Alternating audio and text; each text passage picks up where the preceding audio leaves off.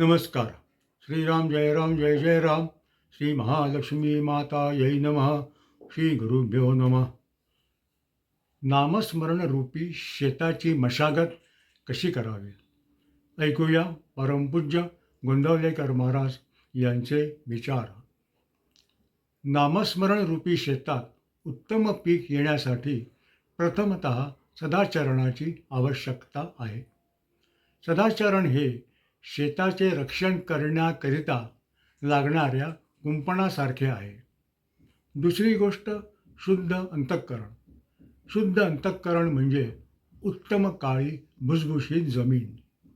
या जमिनीमधले दगड, हरळी वगैरे काढून ती साफ करावी. म्हणजेच अंतःकरणात कोणाबद्दलही द्वेष, मत्सर वगैरे ठेवू नये. शुद्ध अंतःकरणानंतर नामस्मरणाचे महत्त्व आहे. नामस्मरण हे त्या जमिनीत पेरण्याचे बी आहे.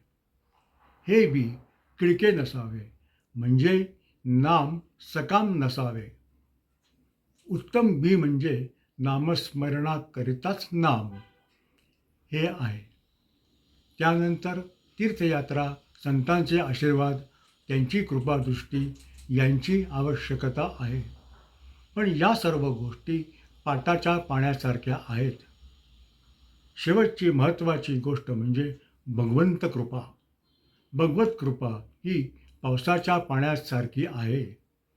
पाऊस पडणे न पडणे आपल्या हाती नाही, पण नामस्मरण रूपी शेताची लोहचुंबकासारखी आकर्षण शक्ती भगवत कृपेचा पाऊस खेचून आणून स्वतःवर पाडते.